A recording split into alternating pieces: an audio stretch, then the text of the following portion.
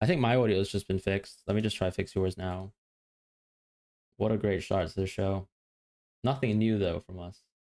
Um, hmm.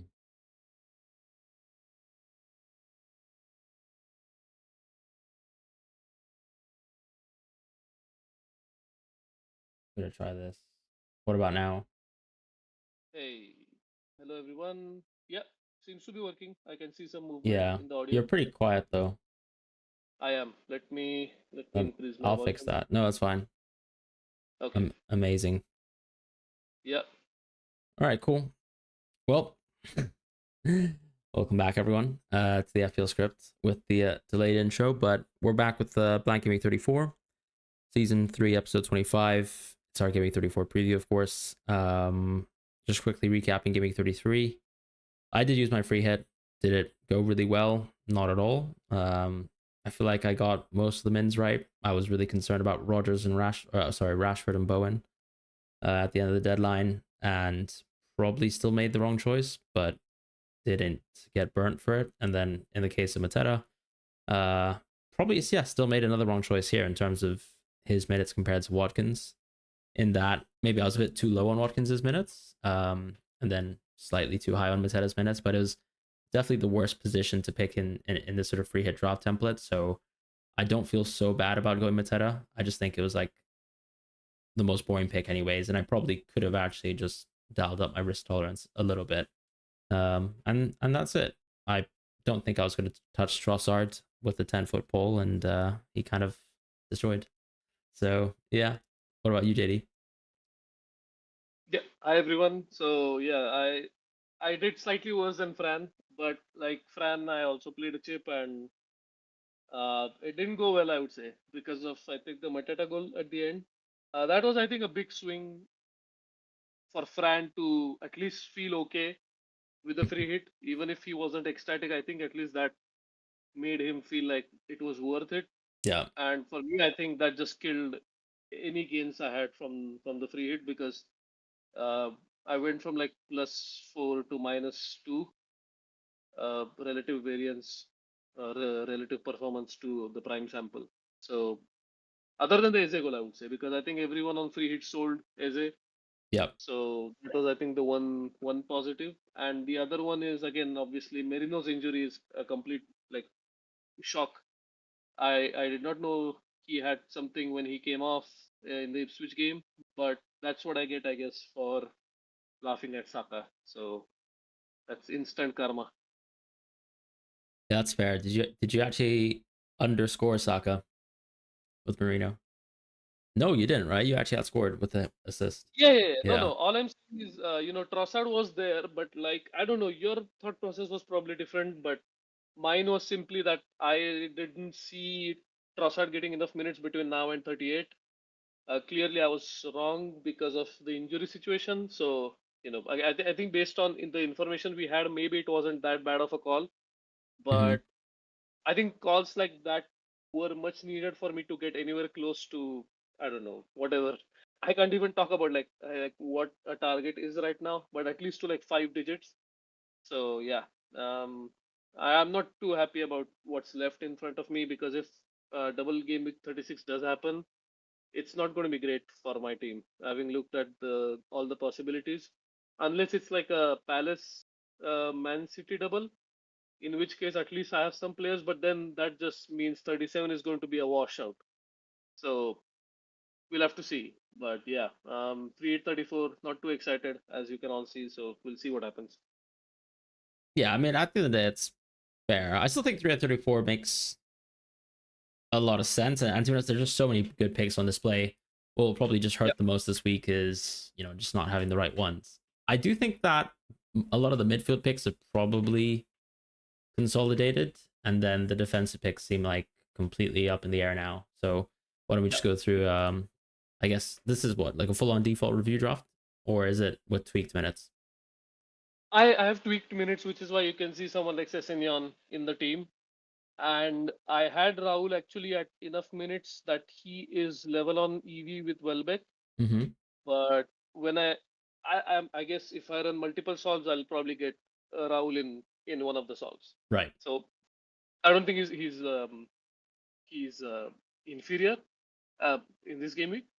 But it's all about, I think, the penalty share and what you think the minutes are. And I think Welbeck in general should have more minutes this week Yeah. compared to someone like Raul. So I think Welbeck is fair on this draft. And Sessegnon, I think this is pre-press conference. So after the press conference, I think we should lower our expectations on his default minutes, as in Mm-hmm. what expects he gets, even in 34. Forget about the rest of the season. Yeah. So uh, so for anyone who doesn't know, Marco Silva basically said something to the tune of, Wilson is kind of back, and we'll see. He's trying to sort of placate Wilson, and at the same time, I think he wants to play Sessegnon. I think so. He's walking a fine line there, and we'll see where that goes. But uh, that's enough to put me off, I think. And if I think I reduce Sessegnon's minutes, then I think someone like Kukurea should show up. And then the goalkeeper combination would probably be Nick Pope and. Oh, I'm sorry. Nick Pope will not appear now because I boosted Barnes' minutes to what they should be. The default review minutes were, I think, 49, Yeah, they're below. which were insanely low. And so I had to boost them. And now Barnes is like the fourth highest EV option this week, Mm-hmm. which makes it very hard to not go for him. But at the same time, I'm thinking. Uh, it I have to try to get lower EO effective ownership players, but at the same time, I don't want to steer away too much from expected value. So maybe going different fifth midfielder like Kluivert instead of Barnes, and then double Newcastle defense. So Pope instead of Sanchez, something like that. I'll have a think about it because I want to develop on a defense, and if I were to develop on any one of the three teams, which is Fulham defense, Newcastle, and Wolves, I think I want to develop on Newcastle. So yeah, that's I think up in the air, like you said, the defensive options. And Trent's not there because I didn't boost his minutes to like 80 plus because I still don't know what the situation is if he is likely to start. So I would like to actually understand your thoughts because you're completely impartial, right? You don't Hmm. particularly care about someone like Trent right now. Yeah, I mean, I think I agree with exactly what Mo said. I think Trent should start. But it's a tough one because I think there's not enough of a drop off between Trent and Bradley for Liverpool to have a chance of ruining anything. So I Yeah, guess there's that still risk with Trent there, and I suppose really that risk also applies with Cunha as well, right?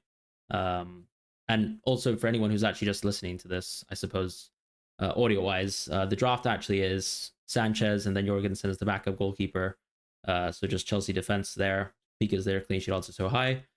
In defense, you're expected to play with these sort of minutes, which can change. Obviously, Sessegnon, Trippier, Ait Nouri. As we mentioned, Sessegnon can very easily leave this draft. And then the bench depth is sort of Nelson Semedo and Virgil van Dijk. In the midfield, we've got Salah, Palmer, Barnes, Luis Diaz, and a bench of Semenyo, I think. And then the forward line in a 3-4-3 setup being Isak, Welbeck, and Cunha. So, we've mentioned some of these players as well, but yeah, I think, yeah, there's some risk, of course, to Cunha's minutes now, but then also Bellegarde is seemingly still out. So that's like, there's no reason, I guess, to forcibly bench him unless you can play Bellegarde, I guess, is sort of Cunha's position right now, unless I'm mischaracterizing it. this Gomes, what is it? Joe Rodrigo Gomez. Gomez? Yeah, yeah. Yeah. I don't know because One of I my think. defensive mid evos in EAFC 25. No, I'm kidding, but Oh, okay, nice. So the reason I brought him up is because I've seen. I don't know. There's like people talking about him a lot, especially Wolves fans, and they expected him to get more minutes, but he's just not gotten any serious minutes until now. And so I don't expect things to change. I think it's all about how much Vitor Pereira, or how much true are the rumors about Puna wanting to leave desperately? I think they are true, right? Based on everything we've seen, there's no smoke without fire. I think there's definitely something that's happening behind the scenes. I don't know how serious that is or how seriously Vitor Pereira is going to treat it. I just think Kuna is going to start, and whatever position they want in the league or they can get in the league, they will try for it. And I think Kuna is absolutely essential for that. So I just don't see how he's suddenly going to get benched. Especially, I don't know if people saw the celebration against Spurs when he scored as a substitute, but he clearly like apologized to all the Wolves fans. So I don't think there's that sort of bad blood left. The only bad blood I could potentially see is his behavior off the camera, off the field, in the dressing room, which obviously I can't legislate for. Mm. So that's, I think, the maybe a slight lingering doubt there. But like you said, I think forcing Kuna to be on the Wolves bench in real life and forcing Kuna to be on your FPL bench or not picking him in on free 34 just seems very similar to me. It's very unnecessary. I just don't see why either Vitor Pereira nor I should do it. I mean, that's kind of how I see it. Yeah, that's pretty fair. Um, is there anything really else to say on this draft? I think I think so many of Palmer. the I would say players are Palmer. nailed. Palmer, Yeah, yeah. like, I think, Yeah, yeah. maybe we could actually just have a Palmer, discussion on Palmer in general. Like, I mean, where do you yeah. sit in terms of how he's performed, how we should view him at this moment in time? Again, I think the more information or more data we accumulate for Palmer playing in this weird left wing sort of role, maybe there is a chance that reviews defaults start to go down a little bit. But right now, because we overwhelmingly still have his defaults at number 10, I think it's, I mean, he is, like, his numbers are beyond ridiculous for what he started off in FPL as. Yeah. So for his price right now, of course, I mean, I'm not telling anyone to buy him. But again, if you already own him, obviously you will keep him for this game because his expected value is ridiculously high. And I think if it's free hit, his ownership is not going to be high. So I was trying to think of why would I back against Cole Palmer, and the only reason would have been expected effective ownership. But I don't see that anymore. So actually, I think it's the other way around, where I think going for Palmer is betting against effective ownership for some other player. Yeah, agreed, 100%. Yeah, yeah. I mean, So becomes a ugh, good play, I think. I think so. I mean, I own Palmer, so obviously I'm biased too. But Yeah. like at the end of the day, I think we still sort of loosely think if a player is that good, things will sort of average out. They'll figure out situations. Their managers will put them in the right situations, hopefully, right? So it's like, it kind of reminds me of, I don't know, that Mbumo situation that, when I remember Critic and Mo and I had gone Diaby a couple seasons back, and Mbuma was playing sort of right wing back for a few Yeah. I games. said I, by the way. Yeah. And obviously this is not a few games where Palmer's blanked, right? I mean, he hasn't scored a goal since I think January. So I mean that's insane stuff. But he's had XG in this time. It's not like he's fallen off a cliff. His seasonal npxG averages are still better than what they were last season. So maybe actually that's a lot of kind of work being done at the first half of the season, and actually that's sort of, I guess, papered over the cracks of what this really poor stint has been. But it's not like he's completely devoid of XGI. But I think, yeah, the point is fair that probably over the last 4 or 5 games he's been just dull, and also the underlyings have definitely slipped a little bit in their own direction. So I think this is a good enough game where you probably hope that he can course correct a little bit. Um, and I think you go for him on the free hit if you especially are kind of chasing from an EO perspective. Yeah. Yeah. I definitely think so. I would actually argue that if there is a player from an effective ownership perspective that I might not have here, Mm-hmm. it's going to be Harvey Barnes, because I think Barnes is going to be probably owned by every single Yeah. person who's on free hit. Of course, because his expected value is tremendously high. It's not that it's just a Yeah. He's just a vibe good based. pick if he starts, right? He's 100% a good pick. So I'm not trying to Yeah. sort of bring Shout him out down. to Napstars for our Hall of Famer Yeah, for also going Barnes. She unfortunately captained Murphy on accident over Barnes, with despite having the intention to go Barnes. So I feel quite bad that didn't fly. But still an amazing pick nonetheless. 2-3 weeks back. Yeah. I mean, Murphy still got 19, right? So it's not like the end No, of it's the not. world. Like, It's not. It's yeah, absolutely not the end of the world there. But yeah, I mean, it's interesting the position that Gordon's at, because I think, you know, I spoke so highly about Gordon a year ago, and now I think Mm, his position feels quite fragile, at least in the short term. And we yeah, also know that Newcastle's probably a team that still continues to have to do some selling. Um, and correct. you know, he's very much also another player who could be in that sort of position, especially if Barnes develops the way that Newcastle wants. I mean, do you actually have any interesting thoughts in terms of like Barnes and Gordon as players, maybe going forwards? You know what? I think this situation might resolve itself because Murphy is 31, Yeah, and that actually could help that. doesn't stop him from destroying me in FPL though. But True, yeah, true. But actually, at least in terms of his age profile, there's definitely going to be a decline pretty soon because of the position he's playing. I don't think there's like a proper out and out winger who is going to keep performing at the underlyings he has right now yeah, when he's never had them up to 2 seasons prior to this season. So it's a complete shift in his underlyings, which is great, and that's the whole reason I bought him, because it's not just one game, two game. It's like a season and a half now where he's genuinely played all his minutes at right wing, and he's got good enough XGI. But also, obviously, I was destitute in terms of FPL, so there's no denying that. But overall, I think your question is right. If it is a question of PSR, they might look at selling him, but I think it's just going to be Murphy's going to get phased out, and Gordon might switch to right wing, which I don't know if he wants to, by the way. So that's, I think, another question that needs to be addressed, which is, does he want to play right wing long term? Because that's he yeah. definitely seems to be preferring left wing, right? Whenever he can get the minutes. Yeah, and also I guess from a PSR perspective, it's always better to just buy and sell players, um, True, to kind of true. almost reset your books. But yeah, we'll see what happens. I think that's an interesting sort of thing long term, because it's like it's always a good thing when a football team has too much depth, but then there's obviously like short term, I guess, squad concerns.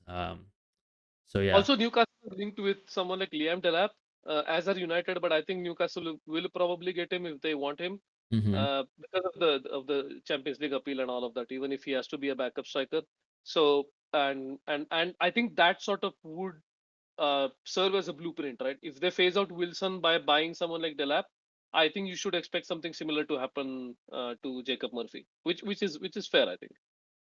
Yeah, I'm pretty much in agreement with you as well. I think, yeah, Newcastle obviously, and I guess a lot of it is predicated on Champions League and sort of future revenue there too. So we'll see what happens, but an interesting sort of conversation as well at this point in time. Now that things have kind of moved quite in favor of Barnes, I think, and because he was pretty irrelevant even going back to last year, and he's also been slightly injury prone over the course of his career. Yeah. On Welbeck, I think probably the last interesting pick on the free hit, I Yeah. suppose. Do you think he's probably like the most kind of analytics friendly pick that's going to pop up on the free hit that a lot of people will ignore, or do you think he's actually like extremely popular now? Uh, I want to draw an analogy, which is, I think, similar to what Palmer versus Barnes is for midfield. I think the same is going to be for someone like Welbeck versus Kuna, Yeah. or maybe Raul versus Kuna. But I think Raul versus Kuna might not be as bad, because I think Raul is, first of all, has excellent market odds. So I think a lot more people will go for him, and also because he plays Southampton. I think the name, the rival, is enough for people to bring him in. It's Mm-hmm. it's a much closer decision when it comes to Welbeck versus Kuna, I think. And the more I think about it, if I want to make too many effective outcome bets, or effective ownership bets, I think I should probably go for Welbeck over Kuna, and go for Ooh. like Isaac Welbeck and Raul. Yeah, I quite So like that. yeah, yeah. So you're right. He is definitely the the most analytics driven pick, because he suddenly has almost 100% pen share. Although there are some disputes because he has never taken a penalty when Joao Pedro hasn't been around. Sorry, did I say that right? Yeah, yeah. He Yeah. hasn't taken a penalty when Joao Pedro has not been around. So who else would take it is my Yeah. question, because Let's be serious. again, I don't yeah, know. I just think like he almost has to miss for me to actually believe he wouldn't take a penalty, right? And the he was manager's going to give him free the kick. benefit of the doubt. He was Yeah. taking free kick and scoring free kicks, right? Last season, or was it this season? Like this This season, season, yeah. long. Yeah, That this was a season. new Okay. thing. Yeah. But that's sort of Exactly. my So thoughts. I mean, taking 2 preseason pens as well this season. yeah. Scored them both, I believe. And Mm. yeah, I just think from a manager's perspective, you're just not going to do something like that. Like I don't know, give Gruda a penalty or even Estepinian. Like, so yeah, those are my thoughts on that. I just think why even bother messing around with that. I I'm guess going the Welbeck, worst by the case way, so scenario. full bias Oh, here. nice. Yeah. Good. No, that's actually good to know because see, you are buying Welbeck over Evanilson or with Evanilson? Well, I mean, What? actually, I think my top lines could have had Evan Nilsson, but in a way Okay. that sort of Mbumo price rise has kind of priced me out of like a Oh, nice kind of or a yeah. cute Evan Nilsson line, if I can say that. Mm-hmm. And then also I think the way hopefully the declining FT value works over the course of the next few weeks, I can get away with having 3 weeks of Welbeck and then just reassessing what I want to do with my team once we find out what happens with the doubles. So I feel like, yeah, I'm pretty locked into going Welbeck, Mm. Semenyo, and Mbumo as well as my transfers. Hope that kind of also answers Dry Brief Rice's question. Because I feel like those are the types of picks, Bournemouth players, Brentford players, some Brighton, that generally have good fixtures this week, but then also for the rest of the curve. Nottingham Forest as well. But I think what the concerns with them are always that their attack is pretty mediocre. Um, and you're unlikely to buy a defender of theirs this week. Not to mention that actually, who knows if they have to rotate a little bit versus Brentford, especially after playing the FA Cup. So, yeah. That is what came to my mind as well. The FA Cup game, especially if it's like a grueling 120-minute game and penalties, there's like easily a chance. I think the one thing that might stop it is their fight for top five, Yeah, which is a genuine fight at this point. It's it not is. secured by any extent, so they will have to go full strength. But like you said, going full strength doesn't necessarily mean going with full intensity. You can definitely try to conserve whatever you have left in the tank for the rest of the season. So, Yeah, and I think uh, you tend to see Nuno like still rotate players very early in oh, games, right? 360 Like subs are insane, by the way. The exactly, yeah, 360 subs. He made 3 subs 360 against Spurs. And every single time the board went up, I was thinking, yeah, that's it for Nico Williams. That's it for Nico Williams.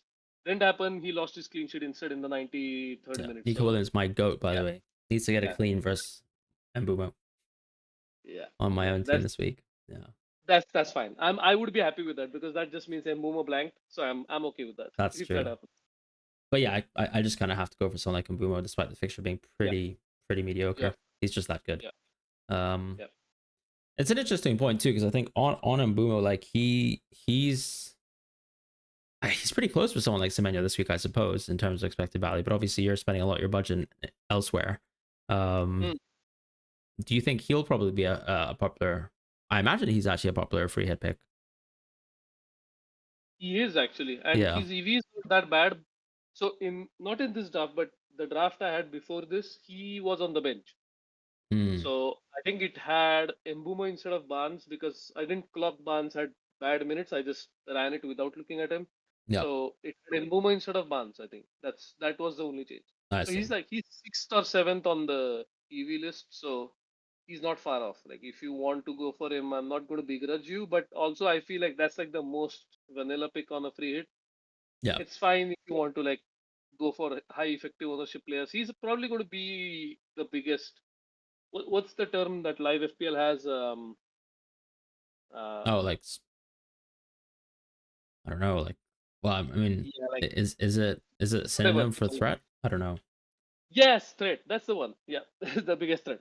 That he actually says threat on live FPL. Yeah. Ah, I see. Okay, So that's definitely going to be the biggest threat this week.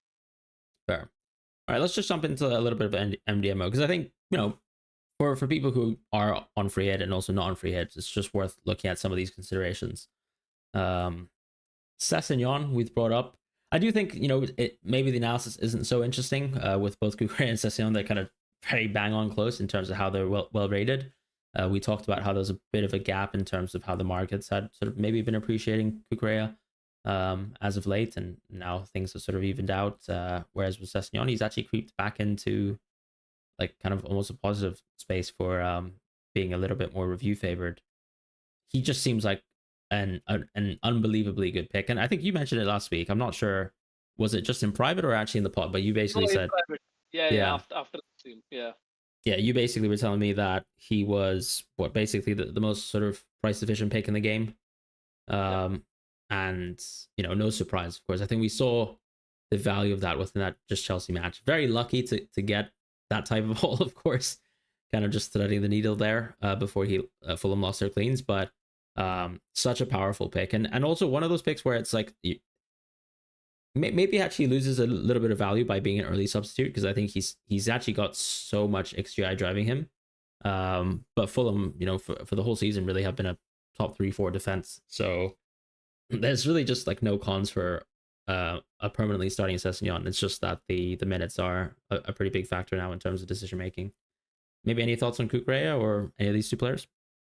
No, just a thing on Sessegnon, which is the fact that he's sort of slightly favored by review Mm-hmm. just shows that I think review has already, because I think review confirmed to someone, I forgot who it was, that the entire EV share is given to his winger minutes, and he has Mm. no share as a fullback. Yep. So I think that's the only reason that he is now tilting towards like being massive data favored.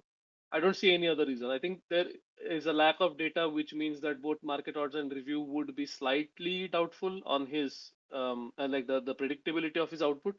But at the same time, just modeling him as a winger is good enough. Like you said, it's 4.1 million, and he's ridiculous. If he were to get good minutes or continue to get good minutes, I don't. So the funny thing is, there's a chance that ninth up to ninth place in the Premier League could get European football next season, and so I don't know if teams are going to like be on the beach. Yeah. So that and so when I say up to ninth, a total of 10 teams could be potential in European football, and top nine could be. So this is like one of those insane seasons where if Palace wins the league, what am I talking about? If they win the FA Cup, in Liverpool winning the league, obviously, and then top five is something. Is it Forest, Newcastle, Man City, Mm-hmm. and then Arsenal. Spurs? Obviously, Spurs or was it Spurs or United winning? Oh yeah, Spurs or United could get Yeah, Champions yeah, League football. yeah, exactly. And then Arsenal obviously winning the Champions League. So yeah, there you go. Yeah, it's fair. So what, Oh, like, Chelsea winning UECL. Chelsea winning that would push it down, because if they win it and if they're in the top five or if they're sixth, they would qualify anyway for Europa, and then the wow, yeah, qualification they get from that is pushed down to a that's lower quite spot. mad. That's quite mad. Yeah, Which is yeah, interesting because obviously like Bournemouth, Fulham, and Brighton are all fighting for those spots, and Brentford's like not too far behind either. yeah, yeah, So technically on the beach, but not so on the beach. And yeah. I think more crucially, a lot of these teams actually face off teams who are kind of beaching as well. Like you've got teams like Arsenal who are rotating non-stop. You've got teams like United who are rotating non-stop, and Yeah, Tottenham as exactly. well. So Yeah, like I think whilst we have a lot of models in place to sort of categorize exactly how good or bad teams are, I'm sure there's like a huge impact of the sort of rotation, and I feel like that's already being priced in. Like when I look at the Bournemouth versus United odds, I feel like that's a huge reflection of Europa League rotation. 100%, Yeah. 100%.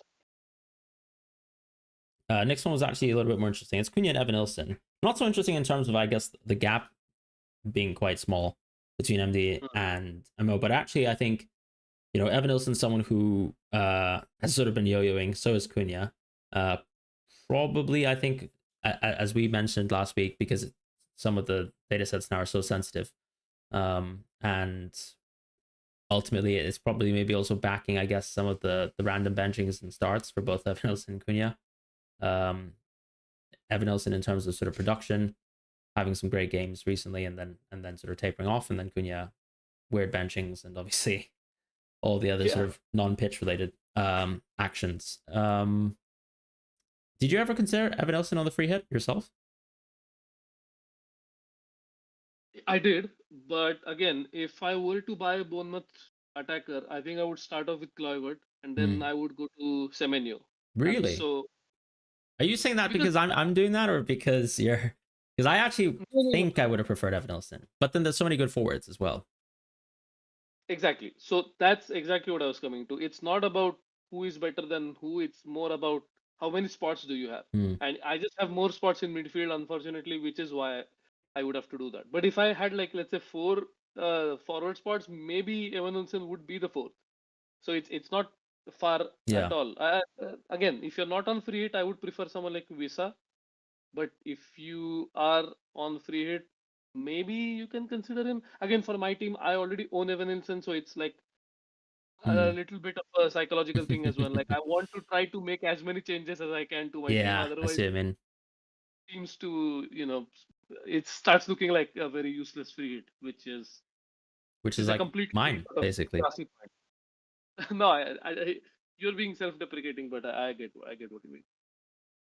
All right, and the next one, so I mean, like it pretty much tails on to your point there on Semenyo and Clivert. I guess maybe the wider point is for people who don't have a free hit. You know, you're probably not gonna. I feel like Clivert and Semenyo probably don't fit into the free hit.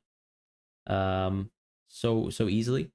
Maybe Clivert does. For us, but I think a lot of people are kind of going for other picks.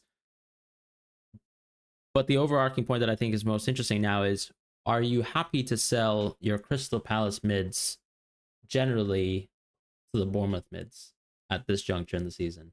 And do you think that's Mm, like the right move? if okay, so if you this is assuming you're not on free hit, obviously, right? Yeah, Because otherwise, yeah. definitely. So if you're not on free hit, then the potential double game week makes no difference. Because even if Palace do get a double game week, you will end up with the same number of games for both Bournemouth and but the Bournemouth City game would be pulled into 36, right? That's what we are talking about. If you have a double, So yeah. actually, yeah, exactly. So actually, it doesn't matter. In fact, Bournemouth would get an additional game in that case, at least in terms of captaincy. If you want to captain someone like Kluivert, you would be able to do that and then bench them probably. Mm-hmm. So it actually makes a lot of sense if you think about it. Like, if the City Bournemouth game were to be in 36, then not only do you get a game in 34, you also get two games in 36 followed by a blank in 37. So it just makes too much sense, I think. And the Palace double is the least likely to happen anyway, right? Because of the four teams, I think Palace have the lowest odds of reaching the final. So Yeah, not only that, but actually, if Palace win, I believe Tala's actually mentioned that most of the or his like first level predictions would actually have the game moving towards the midweek in 37 anyways. Yeah.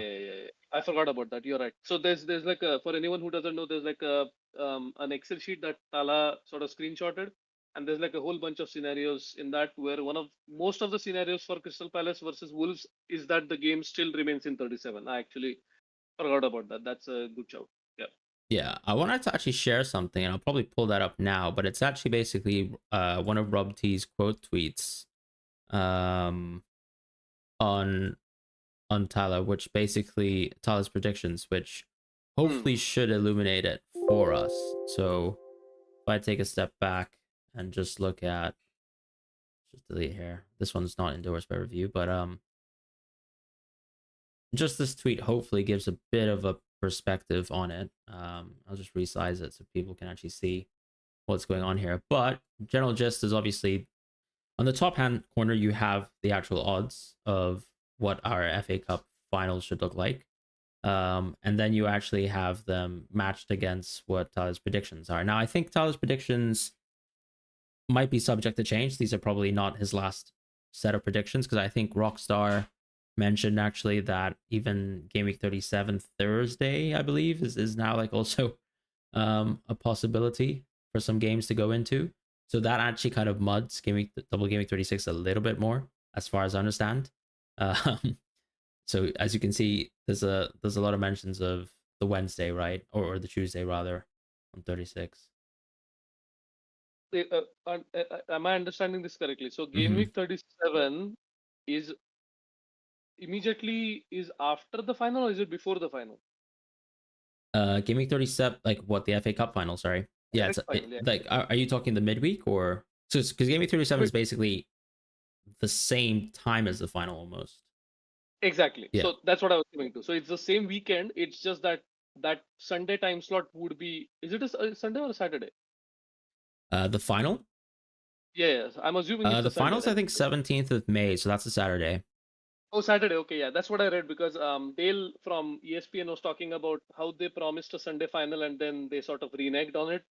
Right. So, yeah. Anyway, sorry. A lot of ifs and buts from me, but just to get back to this. So, if the final is Saturday and the games are around that week, and you're saying that the games could go all the way until Thursday, Yep. and Gameweek 28 is 2 days after, 3 days after that, You mean 3 days after the Thursday? the Thursday game. Correct. Correct. Yeah. Wow. Okay, that has to be unprecedented, right? I don't think that has ever happened before. So If I believe I saw Rockstar mention that Thursday Gaming 37 was quite likely, and then Tyler sort of responded that he was quite surprised about that. oh, Um, okay. yeah, Hmm. but I I mean, we also don't need don't to know if that speculate has a too much huge right impact. now, but yeah, Go on, sorry. exactly. Yeah. Yeah. No, I was going to say the same thing. Like, we don't need to speculate too much about it. This is good information to have, but it's good that you pointed out that your Palace assets, even if Palace do win against Villa, might not actually end up doubling. So I think Bournemouth mids make too much sense to me, like, especially starting with Kluivert and Semenyo.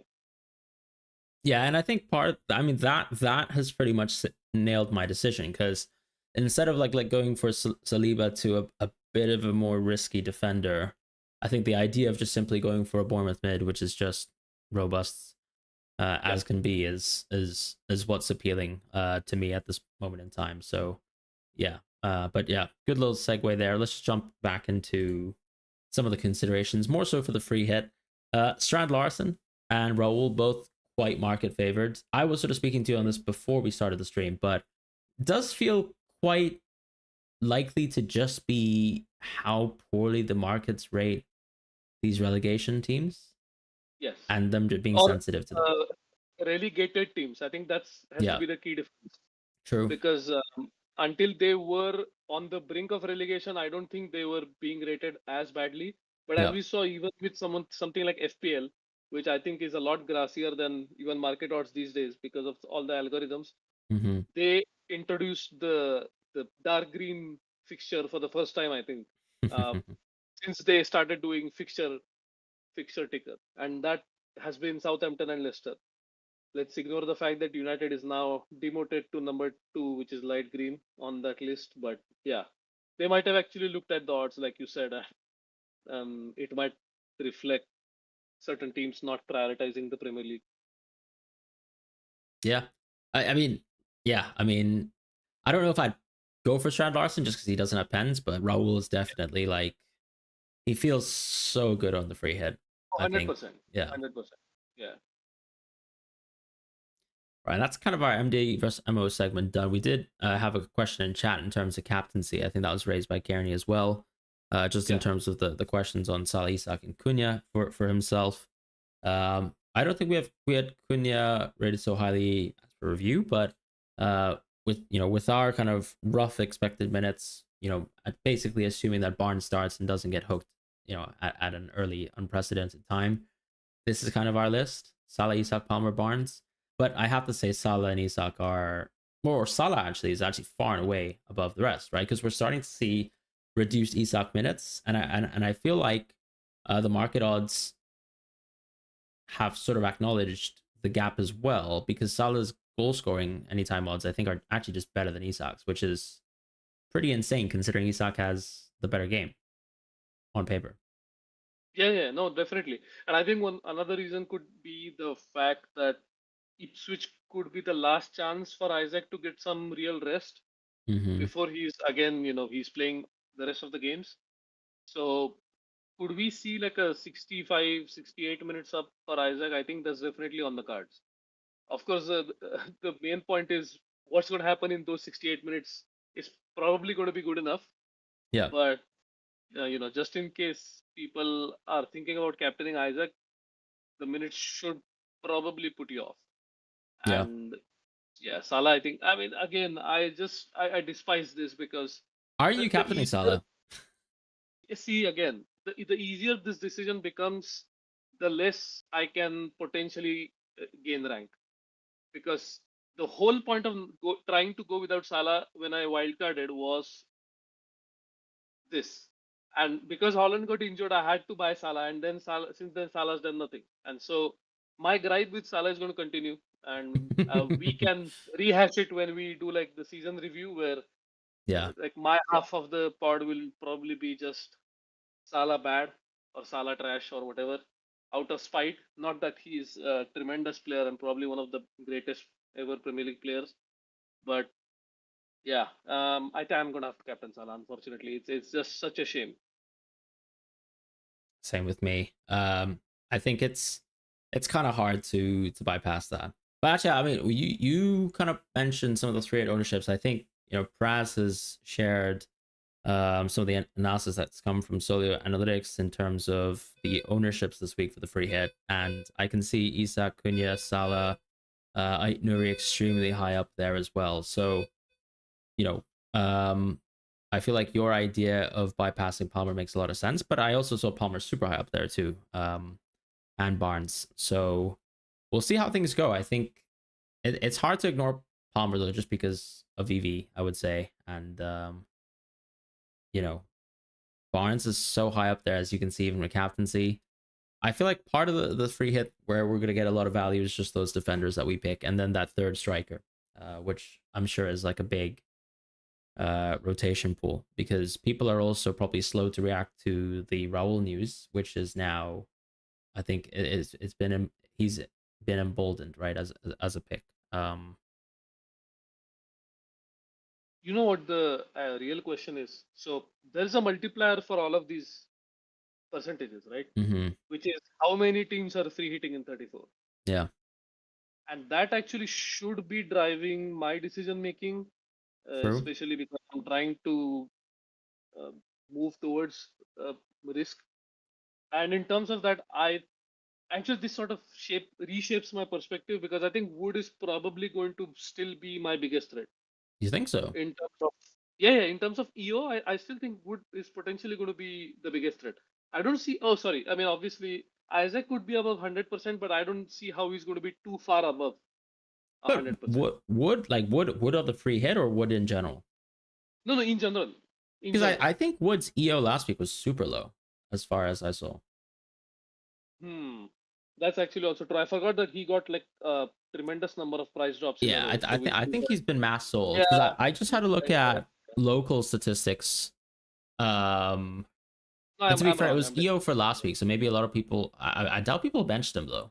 no, So no, no. his EO was actually 4.3% into the top 100 to Yeah, 200k, you're right. a You're right. little bit You're lower right. actually in the top 10k. So yeah, Maybe Kuna then. I think I'm trying to think of which striker is probably going to be highest owned other than Isaac, I think because it's good. Yeah, 100%. yeah, yeah, yeah. Which means I think instead of betting against Isaac against Ipswich at home, I'm going to bet on Kuna against Leicester at home, which is I don't see how that's qualitatively any better as a risk. Yeah. I think it's equally bad as a risk. So yeah, when I say it out loud, it just seems bad. Luis Diaz could potentially be enough, and I think Harvey Barnes is like a hedge against Murphy, right? Because I don't think Murphy's ownership has gone down too much, and I think No. even if it has, people will buy him back on the free hit, even if they have Exactly. sold him. That's exactly true. So yeah, and as this graphic shows as well, 44% is kind of crazy. So maybe I have to make do with someone like Luis Diaz and Well, actually, Clevert. once again, it's the kind of question of maybe whether you back the Newcastle defense versus the offense, like just as a wider point. Yeah, But because see, what okay, I want your opinion on this. What is your inclination? Like, if you had the choice to, because I definitely want to double up on two defenses, and that is probably going to be my back four. mm-hmm. So okay, unless it's like just 8 Nouri and I hope for like some attacking returns and just write off the clean sheet. That's like one scenario. But if we talk about like realistic scenarios, I'm looking at a goalkeeper and 8 Nouri. So Josesa or um, wow, I forgot the other goalkeeper's name. Ready? Is it ready? I don't think so, but I generally Ah, couldn't tell you. yeah. Whoever played instead of Josesa against United. Um, him and 8 Nouri, and then in the other two defenders. My screen froze. I don't know But if I'm Sam still live. Johnstone's injured as well, right? I don't know.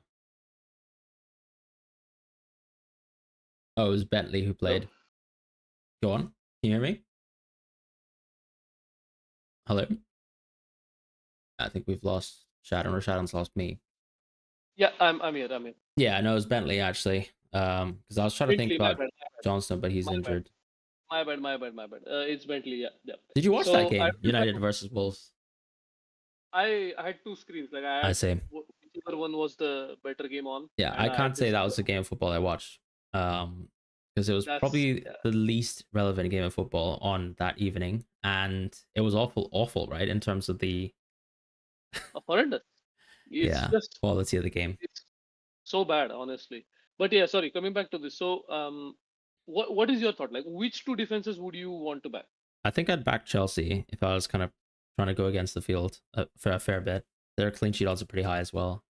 And They are. They're then, second place, right? Right yeah, now. I feel like people still don't like Kukurea for whatever reason, and they definitely don't like Sanchez. Because there's just the opinion that Sanchez is just a joker. So yeah, I'd probably go for that. But I just think because Newcastle are so attack dominant compared to like I don't know a Chelsea or some of the other teams who have like prospectively good clean sheet odds. I think I'd still go on Barnes just for pure EV reasons, and then try to differentiate with like Chelsea defense. Probably what I would do. Maybe Oh, okay. I'm going to talk you through what I had in my draft because the go draft for I it. showed, which is the review draft, is Mm-hmm. zero point 0.7 better than what I have. So my draft right now is Pope and Trippier in goal, Sessegnon, Eight Nouri, other two defenders, and Sessegnon will go obviously. So because I have Kukurea on the bench, so I will play Kukurea over Sessegnon. And then Salah, Palmer, Luis Diaz, Kluivert, Isaac, Cunha, and Raul. And I will replace Cunha with Welbeck if I want to take that risk. So, Yeah, do you feel like obviously Barnes is in the mix because of his insanely high expected value? I think so. So He just feels too good. he is actually, and it's overthinking I think on my part where I'm thinking will he potentially get reduced minutes Yeah, for Gordon? honestly he could, but I just think even in the previous match, what he was coming off at 75, and No, no, but they were getting spanked as well, right? Yeah, you're right. And also, if anyone were to get reduced minutes, it would be Murphy. Why would Barnes all of a sudden get reduced minutes? yeah. Murphy has been consistently getting reduced minutes for Anyways, yeah, the last 4 or 5 game weeks. So uh, I don't know. I just feel like I'm overthinking massively just to try to differentiate myself and try to get a team which is like low owned or lower owned, I should say. So I don't know. It's really yeah. tough. And to I be think honest, the sub we saw last week was actually Murphy for Gordon, right? Or am I wrong? yes, Yeah, 100%. Yes. Yeah. yeah, So that's kind of why I might go there. And also Leonard just doesn't feel like it's gonna be any good. Even though, like you said, Fulham have been a really good defense this season. mm-hmm. I don't know. There's like more EV potentially, or not even more EV, but I think more risk I can take in terms of just skipping Fulham defense entirely, which is something I might think about. Yeah. So yeah, Fair as you point. can see, this everything is up in the air, and I don't know what I'm doing. So pray for me. That's the extent of Yeah, that. I'm just gonna have to pray that Barnes just gets an injury nice and early. Uh, We get that clean sheet secured, 0-0, as they say. No, but on a realness, I think yeah, I'll be struggling without Barnes, and I would encourage you to have him on the draft. Just because. Shall we jump into Q&A potentially? yeah, let's do that. We've waffled on enough. Oh, for sure. Flapjack says let's raise 0.1 for Fran. That's because I can't afford my triple Bournemouth line now, so that's dusted. I'll be going for the spring chicken that is Danny Welbeck in my team. So, This is the Serie A now. This is fine wine stages of the Premier League season. So happy to own him. you know, Definitely you happy know, to go on. you know. What I think of every time I think of like an old striker, Quagliarella. Yeah. That Well, brother do was you playing remember United. actually the whole scandal of him getting blackmailed and things like that, and him having to Yes, I deal do. with I that? do. Yeah, absolutely Yes. mental. Yeah. I think he had to move clubs, right? Because of that or something. He I moved to think so. Sampdoria, I Yeah, think. yeah, Sampdoria. Yeah, Yeah. but I mean, like it's just so fun playing this game. Like you get to move Jao Pedro for a -4 for Danny Welbeck. I mean, like, come on, it's just so good. But The game. Paul, evening to you as well. Apparently, Mbuma is blanked after a major hole this season. After I assume that means after every major hole, you'll bring him in Gameweek 35. I mean, look, Gameweek 35 is the right week to bring him in. I won't, and I think I totally hear the point on actually not bringing him on the free hit, because I think even, irrespective of whether he hauled or not, it's just not an amazing game of football on paper. Despite Mbuma being that good, people just have better games. Kanji, nice to see, or lovely to see Schadenfreude's climb. Absolutely. This is probably one of the first times this podcast has seen a double green arrow in, like, I don't know how long. Oh, that's actually true. I don't even remember the last time. It's an embarrassing level we've dropped into, but we have somehow managed to jam 2 greens. You don't need to say we because it's primarily me, but I do appreciate you using the we. And really, the key here is the higher the rank I have, the easier it is for me to get a green arrow. So that's really what the red arrows were for previously. That is exactly what it was. Yeah. C Hunt mentioning JSL underrated this week. If he wants more risk into attack effective ownership, should he buy Strand Larson, Wood, and Welbeck, or Welbeck free at 36? I mean, what I still think. I think Wood's minutes still feel a little bit iffy on this particular game, I have to say. If you believe Andy Martin, yes. If you don't believe no, Andy Martin, not because of that. I just think with that FA Cup turnaround, I just think, like, why even put yourself the risk of having that extra game as well, when there's other players who just don't have that. True, and also to contextualize, the last time Chris Wood played a lot of games at a stretch, he did get injured while playing for New Zealand. Now, obviously, it was a contact injury, so it wasn't his fault or anything. But at the same time, like you said, they have precedent on sort of Wood not managing his minutes. Yeah. So I think it's even more reason for caution. And I mean, Avoni is just bad. I hope Elevenify is not watching this, but no, I hope he is. Avoni is just bad. Correct. It's just facts. That's just facts.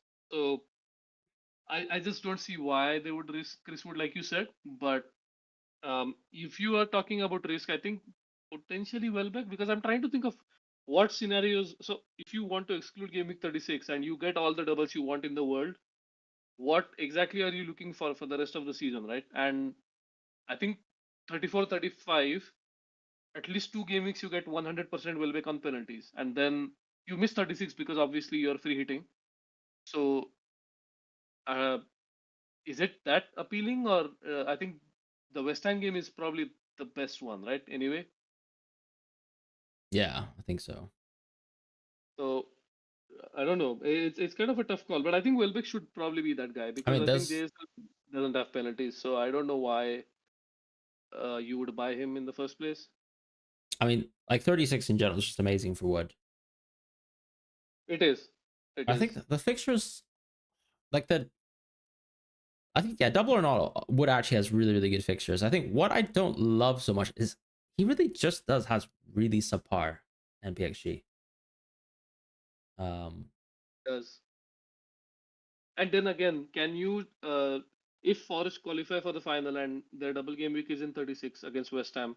True. Again, true. Yeah. Does he play the second game in the double game week? So there's all sorts of questions, I think, around Chris Wood. Yeah. So I mean, but from a risk perspective, I actually think Strand Larson might be the best. He's not too far off in market odds. Not too far off. You're right. Sorry. Yeah. I forgot about, like, the objective function. The objective function is risk. If that is the objective function, then Strand Larson. Yeah. No, but I think it's worth reasoning these things. So obviously, you have a preference for risk, but then you still kind of need to contextualize everything first before you even make that call. Kebab fella mentioning, hello lads, Barnes and Harvey Barnes footballer averages. Yeah, I mean, like, his underlying stats, I think we mentioned it like 2 weeks ago when Napstar had mentioned Barnes and captaining Barnes, that he actually just has always had really good underlying stats. Yeah. And part of I think part of the general shift, anyways, for these Newcastle players is like the team has improved over the last 2 seasons. They're a very well-oiled attacking team, despite having sort of big hiccups, I think, throughout the season. So yeah, no surprise that Barnes is an amazing pick. I just think he's hard to avoid. Mo mentioning Luis Diaz, he's from Gus and he plays for Liverpool. Is he a lock on your free hit, Luis Diaz? 100%. Yeah, exactly. Another player that I need to blank, basically. Kebab mentioning thoughts on Marmoush. Marmoush to a forward is actually a very good transfer, I think, this week for anyone who's not on free hit. But I think you must also be in a situation where, unlike me, I think I probably was better off making a -4 for someone who wasn't Marmoush. Because his games on 35 and 36, if Haaland doesn't interrupt them, double or not, are just really, really good. Everton do have really good fixtures. I don't love NDI though. I just think underlying stats are still subpar for me. Brother does not shoot. Yeah, it's also hard for Everton in general to get shots off, and even Yeah. still, yeah, there's been a bit of a drop off from that sort of initial high. I suppose we've seen a little bit of a reverting to the mean in terms of just the, I think, game to game sort of XG for the team. It was never meant to be a good attacking team.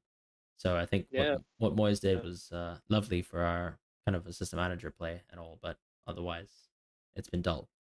Kebab also says he's thinking of Visana, which I think is exactly what we were Yeah, coming to, right? yeah, Wisa is the Yeah. most solid pick. Yeah. By the way, how many times have we talked about Visa's sort of incredible underlines, but at the Yeah, same time we've never owned him in yeah. FPL. I don't know why it And is actually. such a shame.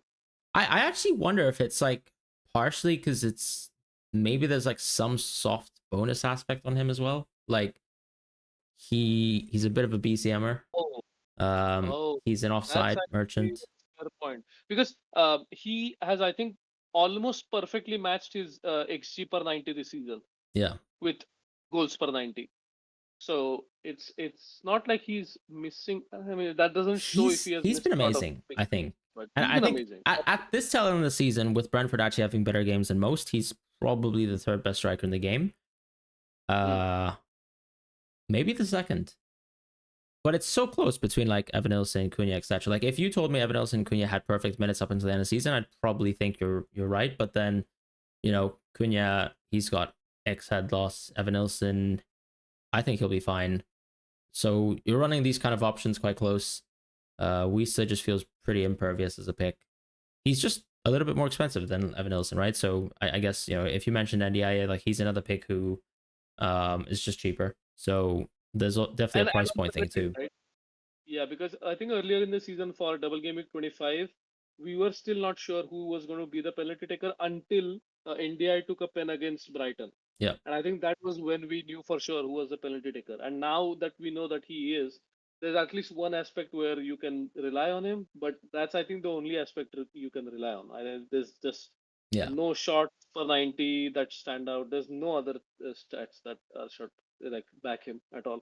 And I forgot, yeah, Wisa's not on penalties, right? So Yeah, yeah. But uh, you said Evan Wilson, so I sort of yeah, went along with fair. it because both neither of them are. So Yeah, it makes it's a sense. good point actually. I mean, he actually has like some fake, well, not fake pen share, but he's got pen share, right?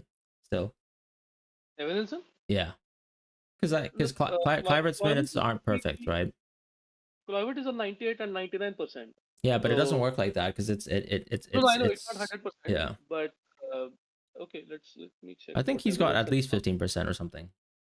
Oh, okay, that's sort of a little fugazi. Yeah, 15, 18, 19. Oh my God, it's going up to 20%. Because That's I think it's kind of like a charting of game states, right? Where they think Evan Nilsson's minutes just kind of the. hip Clivert's a bit. But why wouldn't Semenyo take the penalty instead? I don't know. I mean, it's hard to say who's actually on penalties if Clivert doesn't. Uh, We haven't been dealt with that circumstance yet, right? Yeah, so but I'm thinking Semenyo is on 5%. I think it should be more equalized. Like it should probably be like 10% each You think if it so? has to be like that. I mean, if you genuinely don't know, then what's the point in That's hedging one true. player against I instead suppose of Johnson. it just goes back to that whole piece of when, before Evan Nilsson misses penalties, or actually after Evan Nilsson misses penalty, that I still think that Andor Irola had mentioned actually that the two penalty takers are Kluivert and Evan Nilsson. Then obviously Kluivert proceeded to score like Oh, 7 penalties in a row. So I think it's still based on that quote, in my opinion. Yeah. Have we lost JD? Maybe he's actually found euphoria, a eureka moment. But yeah, sorry, you cut off there. no, I know, no. I wasn't saying anything. Unfortunately, I got like froze in a rather An compromising. opportune moment. Yeah, that's good. Yeah, That's right. inopportune We could have moment. just put a lot of gifs in your mouth. No, I'm kidding. But God, is it? Yeah, sorry. I don't know. I've had a long day. What can I say? Apologies. But thoughts on Bowen. Um, for this week, I don't love him. I think he's also a little bit too expensive. I think his underlying seasonally have dropped off a cliff. He's not on penalties. Um, yeah, sure, Brighton's actually maybe the fakest team that's in the top 10, 11 to exist. Like I generally like, Yeah, right. yeah. Come Owning on, man. Brighton this season, like you guys couldn't do a single thing right for me, especially all the defenders there. So yeah, like if you want to target them, fair play. No, Um, forget about all of that. But the fact that they allowed Palmer to score 4 goals in a game, and they yeah, allowed Nottingham Forest to dunk 7 goals on them. yeah, and yeah. Like, What was that about? Just like yeah, the casual little squad sickness, and then the whole we're playing a formation, comprised out of nothing. he's Um, actually a tier 5 Lovely. manager. That's Yeah. for sure. And then they won like Yeah. 7 games straight after like it looked like they were one of the worst teams Ugh. in the top half. But moving on ahead, Hardware saying he's considering playing 4-4-2 in a free hit. I mean, I feel like this week is where you see the most amount of mid-table teams or even like bottom half teams with insane clean sheet odds. Like almost everyone's playing a good or bad team at home, right? Like Bournemouth's playing United at home. Wolves are playing Leicester at home. Like Southampton, so you'll take an away game versus them. Like Liverpool have a great game at home. So I still think it favors both sides, to be fair. And I'm sure a lot of teams will just lose their clean for whatever reason, but it'll be hard to call. You just have to kind of pick the right defenders, and kind of like JD was saying, like maybe like hedging on the right ones could work out quite well. Napstar saying West Ham played dirty. Look, I'd love for them to play dirt and give me a penalty. I just need it so badly. KJ, hi guys. Any insights on AM picks this week? So I think if we're thinking table bonus type picks, I can't really think about it. Like maybe I don't know if there's actually good table bonus this week. Brentford, maybe. I was actually trying to find if Rob T published his graphics, but he hasn't. So, Well, Brentford play Forest, right? At a very good time. Anything else? I can't think so because we just said that all of the top teams play versus bad teams at home. So really, I think a lot of the AM odds are probably going to favor top teams, like overdogs beating underdogs. And I think Brentford's the only one that actually has a good table bonus opportunity. But I'm happy to be wrong here. if Phil Johnson actually DM'd me, he's telling me he needs the xMins corner. I think we probably covered everything in terms of xMins, right? We could jump back to it quickly. No, but I'm thinking before we do we actually have, because I think we covered like Kuna's situation pretty well. Yep. Um, we covered Welbeck already. We covered Sessegnon already. We who else is left like from an expense perspective? We talked about Luis Diaz briefly. I think because it's there's like not too much to talk about. He's like the Darwin situation. So Mo Hisham, our friend, enlightened us that Darwin's contract situation is such that if he plays another game, they owe Benfica 5 million. Was it Benfica? Yeah, but has the better source actually confirmed this? No. But I'm saying like the speculation is Yeah, that. that I'm is not the saying speculation. You're it's absolutely right. Yeah. situation is they have to pay 5 million to Benfica. So in order to avoid that, they won't play him again this season. So if that is true, then obviously Luis Diaz has so much better minutes. But Mm-hmm. even if that is not true, do you really see him play any minutes? Because even in games where they probably wanted some attacking injection, they just brought on Diogo Jota. So I don't see how that's going to happen anyway. And other than that, can you think of anything else that in terms of xMins? Because I'm trying to look through the teams next week and what sort of minutes inputs. We covered Harvey Barnes as well, which is like one big discrepancy that review has currently on its side. That's probably it. Because Do you think Bruno's going to start this weekend?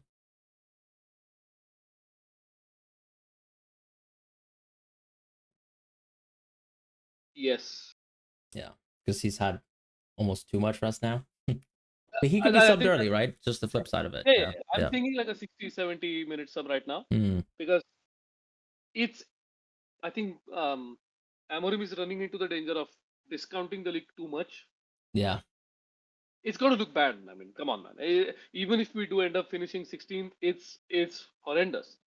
And I don't know. I mean, there aren't any implications of that unless we lose in Europa, which, to be fair, Bilbao is probably the worst team we could have had in the semi-final. So um, we'll see how that goes. But other than that, yeah, I don't see any other teams we forgot to cover because we covered Brentford, we covered Newcastle. I guess Sade is the only one. Um, I But think yeah, I mean, I think people mentioned yeah, Igor Thiago's coming back, so his minutes feel a little bit precarious, like 2-3 weeks down the line, I suppose. yeah. The I think that's maybe about it, right? like on the Muniz situation, I guess Raul could be a long term transfer as well. Because I feel like reading into Marco Silva's quotes, it doesn't actually seem like he suggests Muniz is like only out for a week, right? It actually sounds bad. But we'll get embargoed comments on Raul. But I think that's really it in terms of X-Men's. I can't think of anything else. We do think. Do you think Trent starts? Maybe I didn't actually get your opinion on that. On the balance, I do think he starts. I Right. just think that if there's any sort of like if he gets tackled heavily or there's any sort of risk, Mm-hmm. I don't think they will hesitate to make that sub, which is why I think even with weighted mins, like Yeah, weighing his start per probability and sub on probability, I don't think his X min should be greater than around 60, I which agree. might I be think Bradley will come on, right? yeah, So yeah, yeah. So I don't know. I'm not too confident. I would love to own him by the way because that's probably the last time realistically you can own Trent in FPL yeah, unless he comes back to the Premier League at the age of 40 or something. I don't know. right. Yeah. But not the last time I'll own Trent, though. Of course. No. UCL fantasy will be there. Yeah, That's for sure. Yeah. that Okay. was also a passive Ramajay joke as well, but fine. I know. Okay. Sorry. So yeah, I think Harbour mentioning opinion of the differential free hit, triple Newcastle attack, double Fulham defense, buying both Strand Larson and Cunha. I mean, they're all different. Like I think yeah, like if you kind of back certain setups, I think that makes sense. Your free hit. I think that's a strong free hit. I'm not like I'm not completely in love with Robinson, but I think the rest of the free hit's lovely. If it's a 4-4-2 though, I guess it's an interesting one, and you probably don't need to go 4-4-2, but or sorry, is that a 4-3-3? Yeah, that's a 4-3-3. I Yeah, probably 4 wouldn't 3. go for Housen um or Robinson, but that's just me. Hmm. Let's see. No. I'm fully in agreement with you. Yeah. Kebab upset that it wasn't a Pickford assist. Yeah, I feel like goalkeepers have probably been robbed the most over the course of Yes. history. And I think it's like a very poor interpretation of the intended target one because I feel like the open play cutbacks that they never give and they always scam people out of. I think those are a bit more fair. But the goalkeeper ones, it's really like who else could the goalkeeper possibly go for? So That's exactly in a right. lot of these circumstances, like you can't even be like he was actually intending the target for someone else. Like there's usually one player who's like in the 101. So whatever. Um, Chris mentioning, sorry if this hasn't been covered already, but on free hit, would you risk it with Barnes or just go double Newcastle defense? I think risk is actually going double Newcastle defense. I think the opposite of risk is going Barnes, but I think Barnes is too good.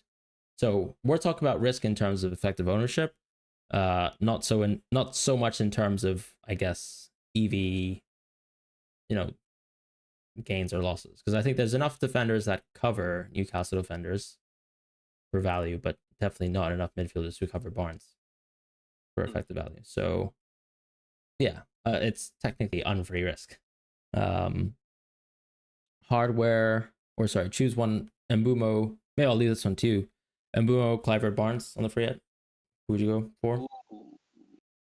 I mean, Barnes, obviously, based on the expected value, I think it's not even close. Yep. But again, there's this whole narrative, right, that United are resting players and stuff like that. So maybe Kluivert is not that far behind. But again, if you look at the minutes, he's not had perfect minutes for a long time, and so it's pretty clear, I think. Just played 90 though. Just played Yeah. 90 though. Yeah. No, I get the eyebrow raise. I Yeah. forgot that you used to own him, and that's Yeah. probably going to come good, actually, honestly. Look, it needs to So cook at some point in time. yeah, That, or I'm he gonna will. rob him and his kid. But hardware saying if I'm a rest players, yeah, I agree with you completely. I think we, just like we said, Yeah, you play yeah, the starters, you sub them off early. Don't yeah. don't run the risk of players sort of being completely out of form. Napsters, Raul has 2 goals and 1 assist in the last 13 game weeks. Paul Onuachu has scored 4 goals and 1 assist. It's an interesting thing on Raul, actually, because I do feel like his baselines were a bit higher at some point in the season. They were. Yeah. And I think they've dropped off in general. And there was a game where he got 2 penalties in a game. I forgot which game it was, It but he scored was 2 penalties in a it was game. Ipswich. It was Ipswich. I remember because I Ipswich. was so upset about it, but it's fine. Same. I only remember things that upset me in FPL. I don't. That's actually true. Nothing actually has made me happy in this game. Really, I've just been upset all season. And am 100%. I proud? Nah, not really. No, but That's Raul's npxG this season 0.36. That's really poor. It's poor compared to like we're Yeah. talking about and stuff, and it's ridiculously low Because compared I to those. remember when we were sort of doing the whole sort of xMins business around that game, right? Like before that game, a lot of people had bought into Raul, but then actually missed him for the crucial games to start him, then actually kept him and it sort of fluked into that. No, I'm kidding. That brace. But yeah, like the baselines look a lot worse. And to be fair, I think when you look at the historic baselines, it's actually not that surprising. So maybe Mac, you were right. And it might not even be a cranium issue. You never know. True. Also, Napstars. One more point is, Tall Paul is a legend. I don't think any striker has wiped out the So clean sheets I many needed to essential this season. cleans. He's probably ruined me a fair bit too. I'm gonna think about it. Like, This guy where is has kind of like, Where has Paul ruined me? Tall Paul has genuinely scored, I think, 3 goals where I needed him to score a goal, and it's insane. That guy is clutch. I want him to be back in the Premier League. By the way, his underlines are. I don't know if you saw or if you remember the graphic I posted early during the start of the season for npxG versus finishing ability. Yeah. But Tall Paul has insane stats in league in the championship. Really? His career npxG per 90 is actually so good. The problem is obviously he's never played decent minutes in the Premier League. So all of that The is championship or like even League One. Even League One, yeah. League okay. One. Yeah. League One actually. League One is most dominant, which is why you can't rate it that much. But at the same time, come on, respect, respect him.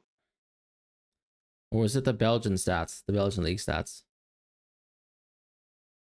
Could also be those actually, because they stopped publishing them now. But I have them from when they did have them. Yeah, we could Wait, did actually they revisit that as well. That's crazy. Anyone feeling brave? I mean, that's brave for sure. Cunha captain. And I feel like, I mean, okay, let's just do like a quick effective ownership guess. Like, where do you think Salah's effective ownership is going to be? I feel like 170. 150. Okay. You think lower? Okay, so you think people will go Isak? What do you think Isak's going to be? 110. Okay, so you think Salah 150, Isak 110. Where's the other ownership coming from? That many differential captains? No, I'm just thinking about who else would you captain. That's actually a fair point. Okay, I would go to 160 maybe. 150 is maybe too low. I think Okay. 160 is Are you going to where raise I would go. Isak as well? Yeah, 110, because 110 he Isak, got a you gonna go price up? rise. Yeah, he got a price rise yesterday. Go Probably to yes. price. Yeah, yeah, he did get a price rise yesterday. I just feel like most people, if like most people are probably gonna Uh, captain either or, so they true, must true, at true. least add up to 90 somehow. Yeah, let's do 130, 170 actually. You are probably closer to it than me. And the big Maverick Andrew, I think he's probably gonna go. Like, I mean, like I just don't. Yeah, I think Cunha's gonna be a huge differential. I mean, at the end of the day, Cunha's not gonna be the differential in isolation, but if you suddenly captain him, then Yeah, yeah, there's that. The only thing is yeah. obviously like the classic game of you suddenly have free hit maybe into Salah and Isak, who you want to desperately do poorly. Um, Ah, yes. yeah, Yeah, that's insane. Yeah, I forgot Chris, about that. very good point. Thanks. Big fan of the podcast, by the way. Very different to every other. Sorry, we're not even talking xMins, or captaincy. But what a fumble this is. Just a poor operator here. Chris is trying to praise the podcast for how it Yeah, is, and I'm just and like, Frank just went through like three different assets before he landed on the right yeah, one. That's how we know. it's truly a terrible ad read. But No, let me reread Indian. that one. Yeah, Can you do it actually in your best radio voice? What Chris has just written. I'm going to do my best Indian voice. That's Okay, that's all you can get from me.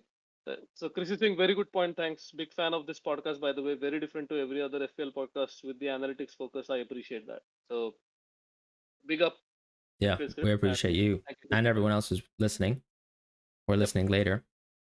Dr. FPL, will you own Manchester United striker Liam Delap in FPL next season? It's an interesting question. I mean, you guys I don't think he's are, going to be a Man United striker. I think yeah, he's going to be a Newcastle United striker. you think so? Yeah, I don't think he's going to come to United. That's true. I mean, Uh, you can always That'd be play the only FIFA. thing. Yeah, insane wages, right? That's probably the only allure. Mm. Yeah, There's always FIFA, you know, if you want to own yeah, Liam but the Delap. answer is no. The answer is Or no. Football Manager, you never know. Is it too risky to go for Sessegnon, Diaz, Barnes, and Cunha, and possibly Trent for yet? How much risk is enough? I don't actually think they're risks, right? Diaz literally has no risks to me. Barnes, I feel like, has close to no risk for me. Cunha has fairly minimal risk. I actually do think the Bellegarde piece is quite important in the Cunha consideration. And I think Bellegarde's not ready, right? I'm not sure. We'll see what based on He's pressers not. tomorrow. Yeah. Trent. I actually don't know if he has that much upside other than he's a world-class footballer who could play 60, 65 minutes, So it's a bit risky from that perspective. And then the last piece, really, in terms of Sessegnon, I think there's enough risk to go for it. Because for me, he's the player where it's like the upside's actually kind of freaky. He's game breaking. He is game breaking if he continues to start. Yes. There is no doubt about that. The only concern is again, do you want to lament going for him on free hit and then him getting sub pre 60? That's I think the biggest Yeah. downside to someone like him, or not starting even. Because Mm-hmm. if he does not start, it's almost guaranteed that he will come on. So Yeah. what exactly are you hoping for, right? And from that perspective, again, this is more I think of a psychological perspective. So if you want to ignore it, you can just put in reasonable xMins and go from there.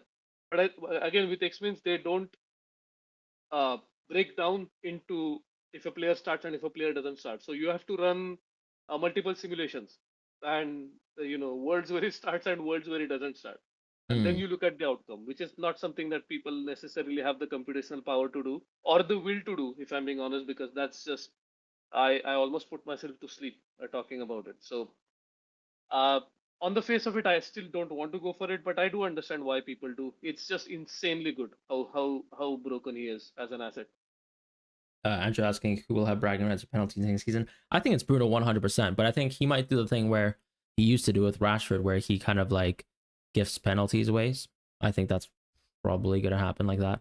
What do you think? Oh, 100%. Oh, by the way, thank you, Napstars, for the gifted sub. Thank you so much. I know. And congratulations, 14M, the greatest. Oh, that wow! You read that insanely quickly, by the way. That's insane. I was trying to like PH3. Nah, Wow. it's because I used to play games like RuneScape, where people would this is like leet speak, right? As they say. FPL from E, RuneScape is here. e EFE says 60k overall. What do you think is a fair target for end of season? I think top 50k is fair. Once again, it depends Yeah. on whether you have any chips left. It depends on honestly your own team itself, and whether you take sizable risks, I suppose. But I mean, that seems like a pretty fair trajectory.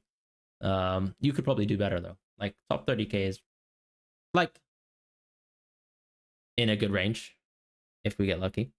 But yeah, I think we're good to go. Yeah. I just to complete the point on Kuna and Bruno. Mm-hmm. I completely forgot about that point in time where Rashford was getting given penalties by Bruno. Yeah. So that's probably exactly what is going to happen, and that's not great if I'm being honest, because you never know when it's going to Yep. happen. And I Remember last remember, season when I needed Bruno to hold so bad okay, that versus Everton, and I was going to come to that. So oh yeah, did he take the second one though? he no he took the first one, gave the second one away. He took the first one. Sorry, he gave the Yeah. yeah. So he took one. Okay, so that's it's not as bad, but obviously, I mean, it's horrendous if you look at it as a whole. And in another game, I think he gave a penalty to Rashford again, right? There were two games I He think where he did. gave He a actually penalty gave to it on Rashford. both Yeah. Everton games, I think. Yes. Yeah. Yes. Both Everton games. That is exactly right. Yes. Yeah. Yes. That The is first exactly game he right. didn't take a penalty. Second game he took the Yeah. first one. Yeah. Yeah. Because Garnacho, I think, won 3 penalties, or he should have won three. He did not get the third one, where Hmm. he was clearly fouled and they didn't give a pen. Doc is saying, Mo, are we getting top 50K? By the way, Doc's in a good if position though. I know, if Doc gets a free membership, he has to return it. That's all I'm going to say. Oh, I see. Alrighty. But I think that's it. Thank you once again, Napstars, for giving away a membership. yeah, thank you, Naps. And in general, just for supporting the channel. Everyone for watching as well. Hope you guys have a lovely Gameweek 34. Not really. I actually think, honestly, I hope all these teams flop. Brighton smash, West Ham. Yeah, that's it really. That's all I have to say. No, that's exactly how it goes in FPL. So have a good one, everyone, and see you next week. Bye.